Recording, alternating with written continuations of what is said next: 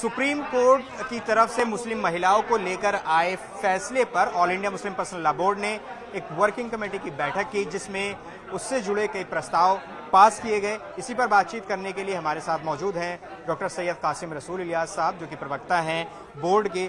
Sir, आपने कहा कि हम कोशिश करेंगे कि जो सुप्रीम कोर्ट का सीआरपीसी 125 वाला फैसला है उसको वापस लिया जाए। किस तरीके से आप क्या रिव्यू पिटीशन दायर करने जा रहे हैं या किस तरीके से चैलेंज करेंगे? देखिए, असल में ये हमने अपनी लीगल कमेटी के हवाले किया है कि इसमें क्या क्या ऑप्शन अवेलेबल है हमारे। ठीक है। एक ऑप्शन लीगल है, एक ऑप्शन कॉन्स्टिट्यूशनल रेमेडीज़ हैं, एक ऑप्शनल डेमोक्रेटिक है। तो जितने रास्ते हैं इसमें सबका इस्तेमाल करने की कोशिश करें। तो मेरा कहना सिर्फ ये है असल में कि ये हमको ये देखना चाहिए कि ये जो फैसला आया है ये क्या वाकई महिलाओं के हक़ में फ़ैसला है। हमारा मानना है कि महिलाओं के हक़ में फ़ैसला नहीं है। और ये कहना कि मुस्लिम महिलाएं वेलकम करी, हमने अभी आपके सामने 2 महिलाएं यहाँ बैठी थी बोर्ड की, उन्होंने इसका विरोध किया। इससे पहले हमने लॉ कमीशन ऑफ इंडिया को 4 करोड़ 50 लाख मेमोरेंडम दिए थे, जिसमें 3 करोड़ 50 लाख लेडीज़ के थे, जिन्होंने कहा था हमको यूसीसी नहीं चाहिए। तो ये कहना कि महिला चाहती है यूसीसी, ये बात सही नहीं है। मुस्लिम महिला नहीं चाहती है यूसीसी। और नहीं मेरा यहाँ पर तो इसलिए मैं ये कहना चाहता हूँ आपसे कि ये हम जो रास्ते अवेलेबल हैं उनका इस्तेमाल करें। सर, आपने बोला यूसीसी को कोर्ट में चैलेंज किया जाएगा, ये कब आप चैलेंज करने वाले हैं और किस कोर्ट में करेंगे? देखिए, हमने इसकी तैयारी कर ली है और हमारी लीगल कमेटी ने वो पिटीशन ड्राफ्ट कर लिया है। कुछ और एक्सपर्ट्स कमेंट्स लिए जा रहे हैं उसके ऊपर में।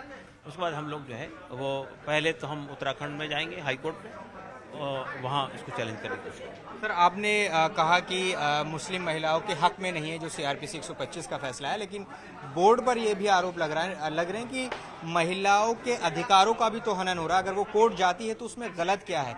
अगर कोई महिला को तलाक मिल जाती है तो उसका गुजर बसर किस तरीके से होगा, ये क्लैरिटी उन महिलाओं को जो कोर्ट का रुख कर रही है। देखिए, ये क्लैरिटी बहुत क्लियर है। जब शरीयत का कोई कानून होता है तो उसमें उसके रास्ते भी अवेलेबल होते हैं। मिसाल के तौर पे एक महिला शादी से पहले कहाँ होती है? अपने माँ बाप के साथ में होती है, अपने भाई बहन के साथ में होती है। अगर उसका रिश्ता ख़त्म हो गया तो कहाँ वापस जाएगी?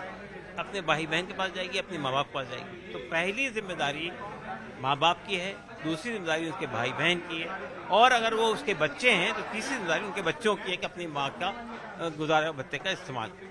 और अगर ये भी ख़त्म हो जाता है, ये भी नहीं है अवेलेबल आपके पास में, तो 1986 के कानून में ये कहा गया है कि वक्फ बोर्ड उनको वजीफा देगा।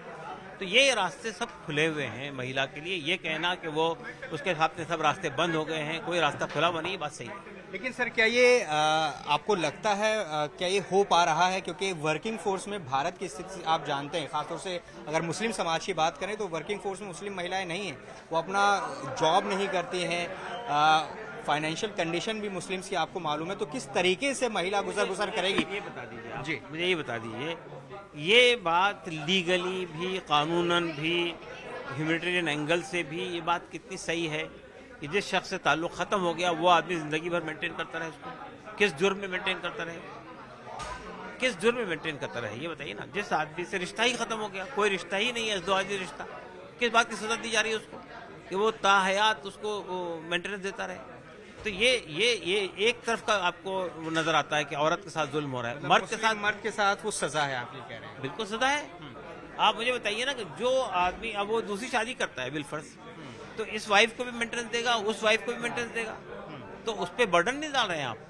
सर, एक आखिरी सवाल, योगी आदित्यनाथ के बयान पर, मुहर्रम को लेकर उन्होंने बयान दिया है कि पहले मुहर्रम के दौरान ताज़ियों के नाम पर घर तोड़े जाते थे और आज मुहर्रम हो रहा है, पता भी नहीं चल रहा है। इस तरह की टिप्पणी योगी आदित्यनाथ की है। देखिए, योगी आदित्यनाथ हमारे देश के संविधान, हमारे देश की का जो तारीख़ है, हमारे देश की जो हिस्ट्री है उससे वाकिफ़ नहीं है।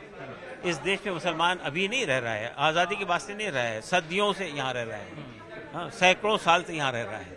कभी हमारे देश के अंदर धर्म के बुनियाद के ऊपर में झगड़े नहीं हुए थे, आज़ादी से पहले तो बिल्कुल भी नहीं हुए थे। तो ये कहना कि हिंदू और मुसलमानों के दरमियान में मजहबी त्योहारों को लेकर झगड़े होते हैं, बिल्कुल गलत बात है, कभी नहीं हुए। ये तो हिंदू मुसलमान का झगड़ा और तनाज़ा तो ये बीजेपी की मानसिकता ने पैदा किया है। वो समझते हैं कि समाज को तोड़कर फाड़ कर वोट बैंक बनाकर ही हम जीत सकते हैं। आपके पास में पब्लिक के मुद्दों को हल करने का कोई रास्ता नहीं है। पब्लिक के इश्यूज को आप हल करना नहीं चाहते हैं। आप समाज के अंदर अशांति पैदा करके, समाज के अंदर हेट्रेड पैदा करके अपना वोट बैंक क्रिएट करना चाहते हैं। तो उसका मैसेज तो दे दिया हमारी जनता ने। सबसे ज्यादा नुकसान तो यूपी में ही हुआ। अगर अभी भी अकल नहीं आ रही है, अभी भी समझ नहीं आ रही है, तुमको सोचना चाहिए कि अब इसके बाद ये इससे ज्यादा बड़ा अटैक वो होगा, वो असेंबली